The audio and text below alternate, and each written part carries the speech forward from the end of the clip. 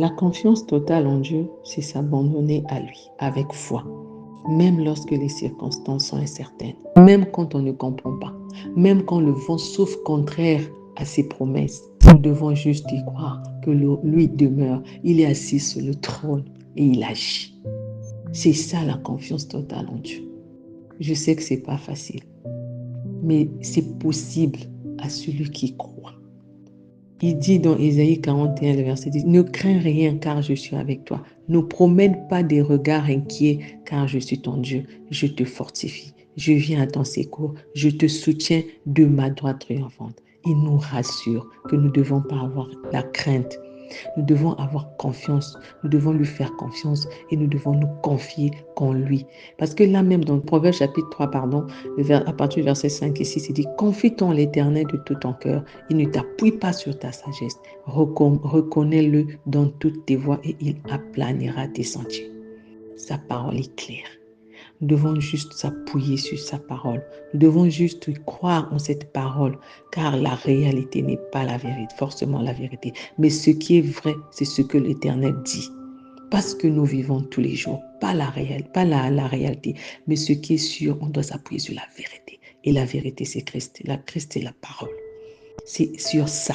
Voilà pourquoi nous devons lâcher prise. Quand je parle de lâcher prise, c'est ce qu'on ne maîtrise pas. Obéir même dans tout, sans tout comprendre. C'est-à-dire que tu viens vers Dieu. Tu lui déposes tout.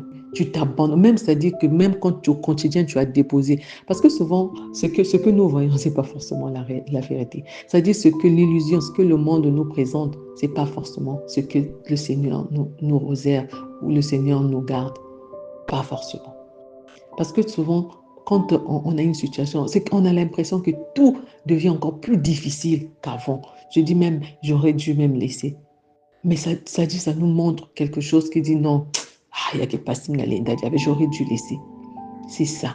Mais nous devons lâcher prise. Nous devons lui faire confiance. Nous devons y croire que lui, il est au contrôle de tout. Même quand on ne comprend rien, on doit rester avec lui. Nous devons obéir.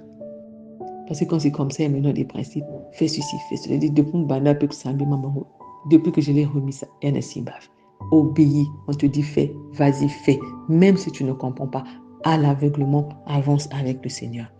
Croire en sa fidélité, même dans le silence et l'attente.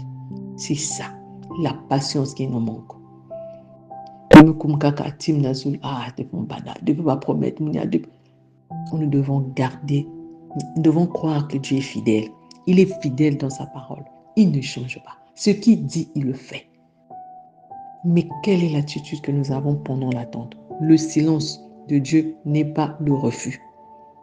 Le silence de Dieu n'est pas un refus.